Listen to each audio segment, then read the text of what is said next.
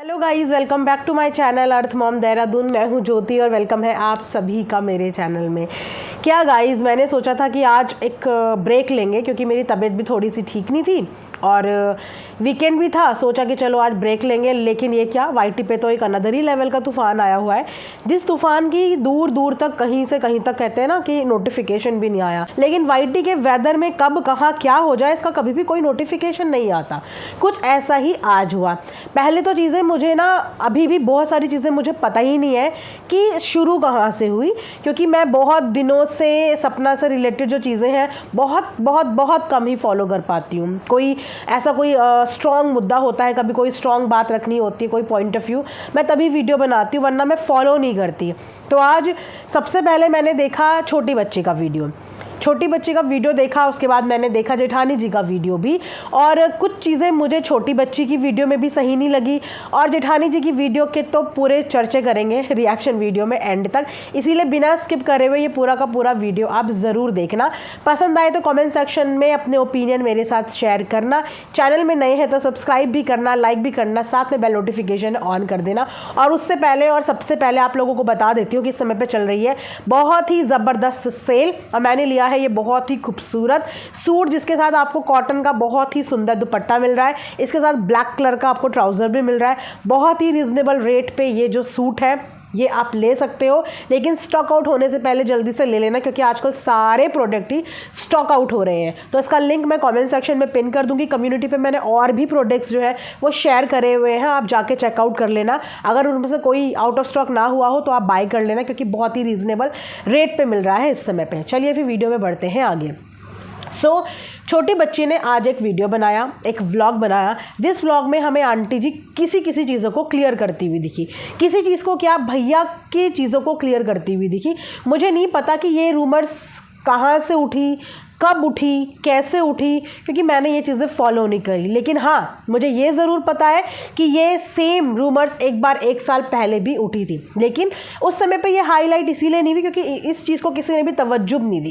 Comment section में ऐसे हज़ारों कमेंट्स आते हैं जो बहुत अलग अलग तरीके की कहानी बनाते हैं, लेकिन अगर हमारी मंशा उस कहानी को हाईलाइट करने की है, हम तभी उस टॉपिक को कवर करते हैं। वरना मुझे लगता है कि ऐसी जो ऊटपटांग स्टोरी लाइन्स आती है ना, उसको इग्नोर करना ही बेटर रहता है, क्योंकि कमेंट सेक्शन में दिखने वाले 4, 5, 1000, 2000 लोग होते हैं जिनका ध्यान भी नहीं जाता। लेकिन जब कोई मुद्दा हाईलाइट हो जाता है तो उस मुद्दे को देखने वाले हज़ारों लोगों की संख्या में लोग हो जाते हैं। तो ये मुद्दा पहले भी आया था, पहले भी इस तरीके की सिर्फ छोटी छोटी चर्चाएं हुई थी, लेकिन क्योंकि उस समय पे किसी ने इस चीज़ को हवा नहीं थी तो ये मुद्दा कभी उठा ही नहीं। अब मुझे नहीं पता कि रिसेंटली ये मुद्दा किसने उठाया, कहाँ उठाया, क्योंकि मैं जब तक अपने कानों से सुनूंगी नहीं, कोई चीज़ देखूंगी नहीं, तो मैं किसी का नाम यहाँ पे नहीं लूँगी कि मैंने ये सुना है या नहीं सुना, क्योंकि मैंने नहीं सुना।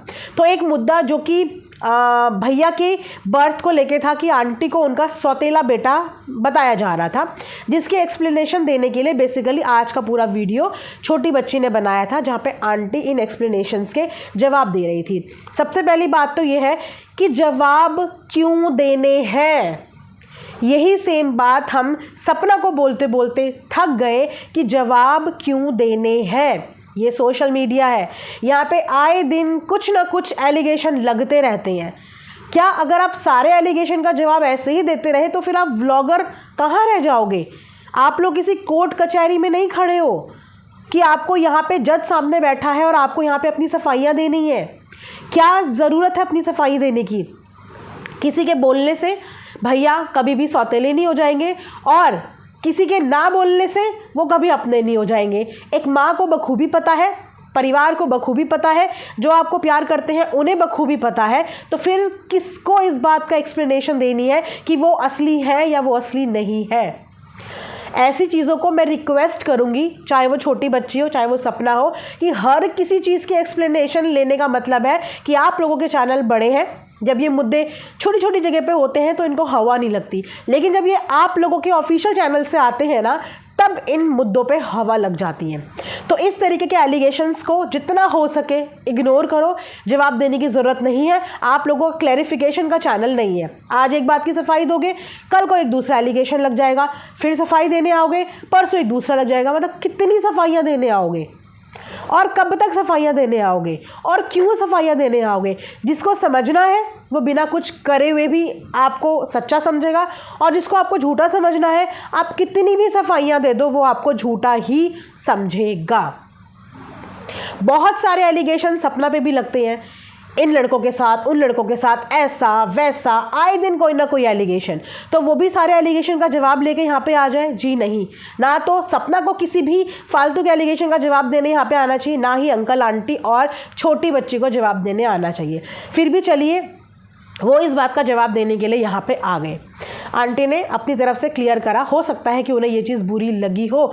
एक माँ को अपने मातृत्व की सफाई देने की कभी ज़रूरत ही नहीं है, कभी भी ज़रूरत नहीं है। माँ है काफ़ी है, चाहे वो बच्चा कोख से पैदा हुआ है चाहे वो कोख से पैदा नहीं हुआ, आप उस बच्चे की माँ थी, अपने आप में ये चीज़ काफ़ी है। ठीक है, अब यहाँ पे आते हैं कि उसके बाद क्या हुआ कि जो छोटी बच्ची है उन्होंने टारगेट यहाँ पे किया है। बेसिकली जितना मैं समझ पाई वो पूरा का पूरा वीडियो जो डेडिकेटेड था वो था जेठानी जी को। अब जेठानी जी ने ऐसी कौन सी वीडियो में ये बात बोली है गाइज़ मुझे नहीं पता, अगर आप लोगों के पास वो लिंक है प्लीज़ मुझे इंस्टाग्राम पे देखना, मैं देखना चाहूँगी कि किस जगह पे कहाँ पे ये सब टारगेट वगैरह हुआ है कि जो छोटी बच्ची है उसको विद फैमिली आके इस बात का जवाब देना पड़ा। अब क्या था कि ये जो लड़ाइयाँ हैं ना ये बड़े लोगों के बीच की है, और मैं हमेशा से इसी बात की शिकायत कर रही थी, और मैंने जब पहले इनकी लड़ाइयाँ हुई थी तब भी यही बोला था कि जब बात बड़ों की हो ना तो छोटी बच्ची को बीच में मत लाइए, छोटा मुँह बड़ी बात लगती है। और आज जो चीज़ें हुई ना वो बड़ों के लिए बोली जाती ना तब भी इतनी चीज़ें ख़राब नहीं लगती, लेकिन छोटी बच्ची के लिए बोली। खैर मैं उस वाली जेठानी जी की लाइव के ऊपर भी आऊँगी, आप लोग पेशेंस बना के रखिए, क्योंकि पहले मैंने छोटी बच्ची का वीडियो देखा तो मैं उस पर बात करूँगी। तो यहाँ पे मेरी शिकायत ना घर के बड़ों से है कि जब आपको किसी को टारगेट करना है या आपको किसी रिश्तेदार को एक्सपोज करना है तो आप लोग अपने मुँह से करिए, आप लोग अपने मुँह से करिए, छोटी बच्ची को मैदान में मत उतारिए। और छोटी बच्ची को भी मैं ये बोलूँगी कि बड़ों के स्पीकर मत बनो, आपके घर के बड़े सक्षम हैं। जब वो सपना के लिए बोलने आ सकते हैं, जब वो पड़ोसी का सपोर्ट करने आ सकते हैं तो वो बोलना जानते हैं, वो सक्षम है। तो ऐसी वीडियोस जिसमें आप किसी को जवाब दे रहे हो, किसी रिश्तेदार को टारगेट कर रहे हो, तो आप बैक फुट पे जाया करो और फ्रंट फुट पे उन्हें आने दिया करो कि वो इस बात का जवाब दें। ठीक है, ये मैं एक एडवाइस दे रही हूँ, बाकी मानना ना मानना सामने वाले के ऊपर डिपेंड करता है। मैं एक एडवाइस दे रही हूँ, एक न्यूट्रल एडवाइस, कि हम खुद भी कभी नहीं चाहते कि हमारे घर के बच्चे पंचायती में इन्वॉल्व हों, या बड़ों के बीच के कोई झगड़े हैं उनमें हम अपने बच्चों को बोले कि तुम जाके एक्सप्लेन करो, क्योंकि छोटी बच्ची को ये बात किसने बताई होगी? घर के बड़ों ने बताई होगी ना। तो घर के बड़ों ने छोटी बच्ची को बताई और उसी के मुंह से सोशल मीडिया पे भी बुलवा दी।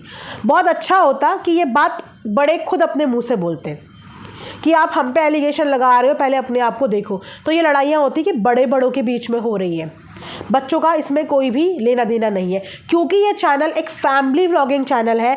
अंकल भी चैनल पे आते हैं, आंटी भी चैनल पे आती है, छोटी बच्ची भी चैनल पे आती है, सबके सब चैनल पे दिखते हैं हमें। ठीक है, दूसरी बात कि जो यहाँ पे छोटी बच्ची ने जो भी जवाब देने थे या फिर अंकल आंटी ने जो भी जवाब देने थे, आपने उस शख्स को ये जवाब देने थे जो शख्स आपके ऊपर ये सवाल उठा रहा है, या आपके हिसाब से जो इंसान आपको परेशान कर रहा है, वो जवाब आपने सिर्फ उसको देने थे। आपने जवाब दिया उसके पापा को जो शायद सोशल मीडिया का हिस्सा नहीं है, आपने टारगेट किया उसकी बहन को जो अगेन सोशल मीडिया का हिस्सा नहीं है, लेकिन आप लोग की पूरी फैमिली सोशल मीडिया का हिस्सा है।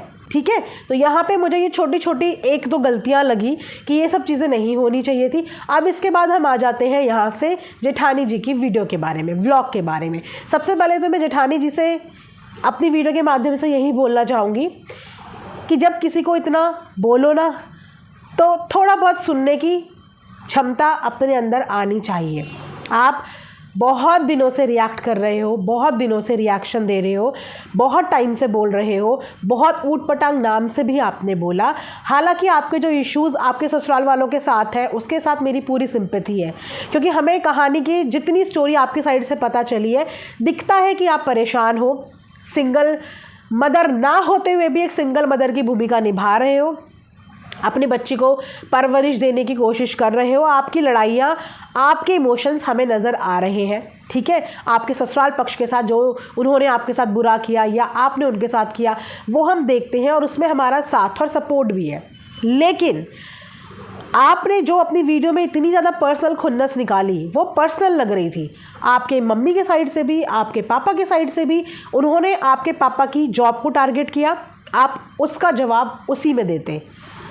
उन्होंने आपकी बहन के रिलेशनशिप को टारगेट किया, आप उसका जवाब उसी को देते, सेम चीज़ का जवाब देते। लेकिन आप लोगों ने वीडियो में हर तरीके की बाउंड्री क्रॉस कर दी।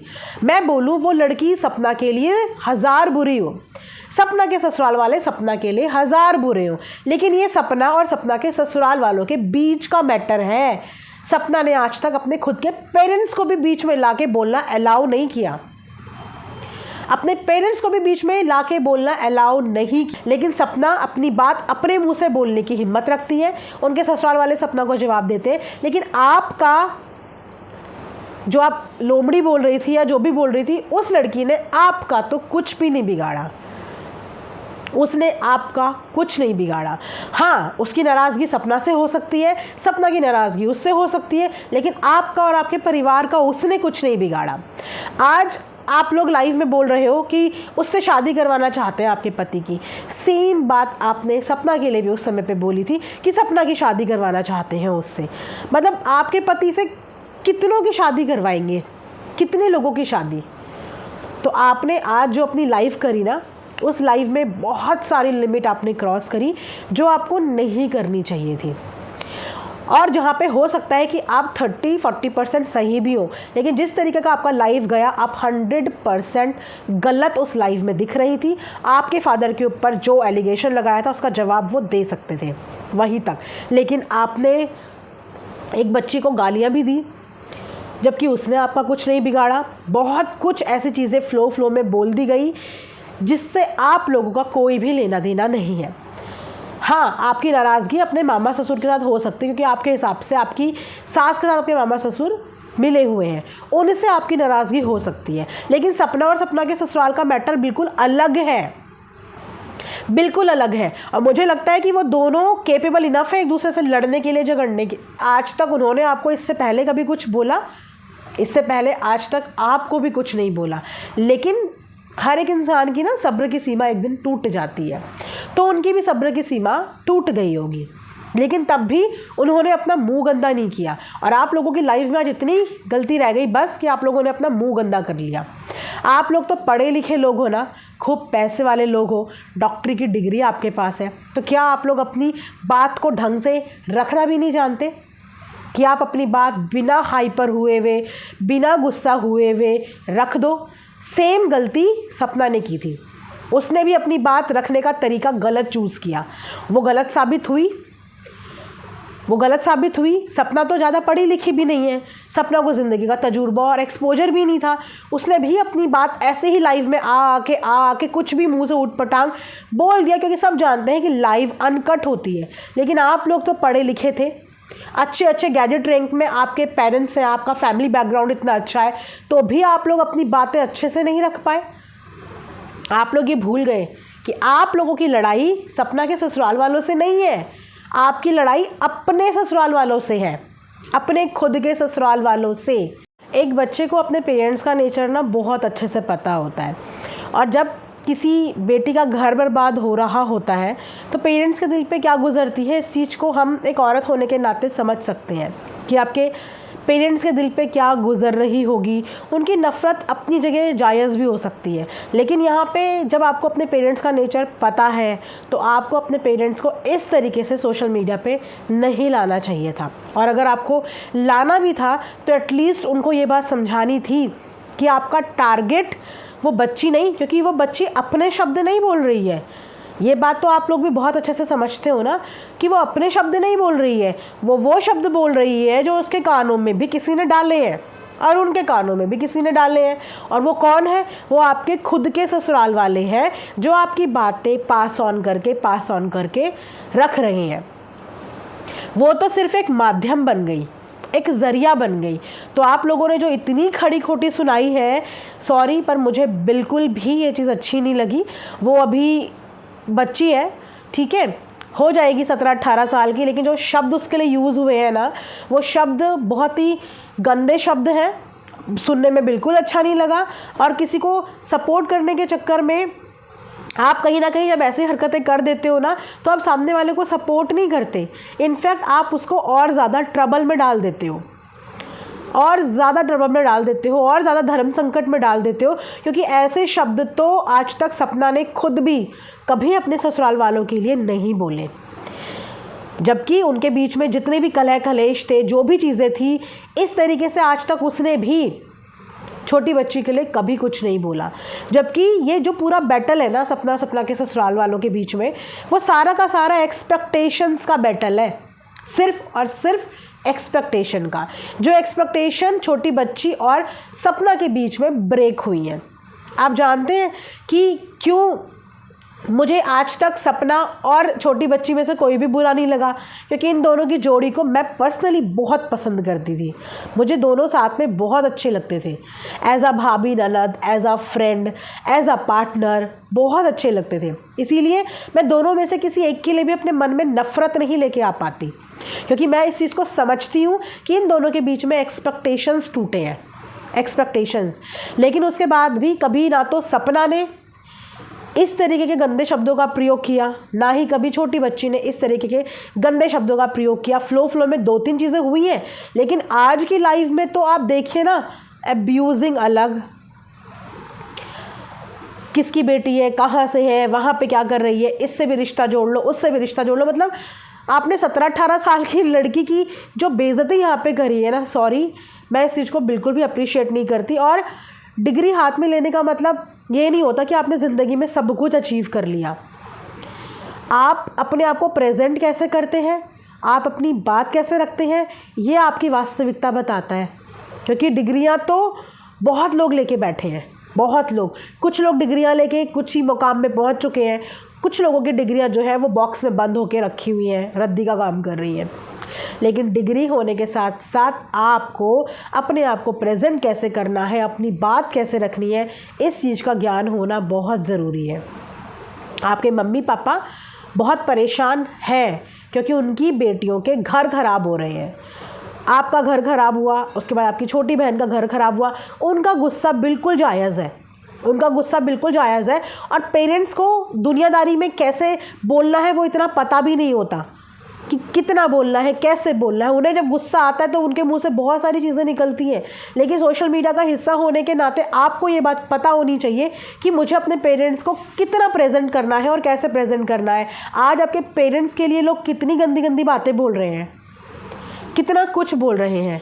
अगर आप भी तैड़ फैड़ में जवाब ना देते हुए, अगर आपको उनकी वीडियो का बुरा लगा था या आपको ऐसा लग रहा था कि झूठ बोला है, तो एक प्रॉपर वीडियो के साथ, एक अच्छे से एडिटिंग के साथ आप भी अपनी बात यहाँ पे रख सकते थे और वो ऑडियंस को ज़्यादा कनेक्टिंग लगती, ऑडियंस आपको ज़्यादा अच्छे से समझती, अगर आप ये पूरा का पूरा बवार और बवंडर करके नहीं आते। अब मुद्दा ये नहीं रह गया कि छोटी बच्ची ने आपके पेरेंट्स और आपकी बहन की प्रीवेसी ब्रीच करी या आप लोगों के लिए कुछ बोल दिया।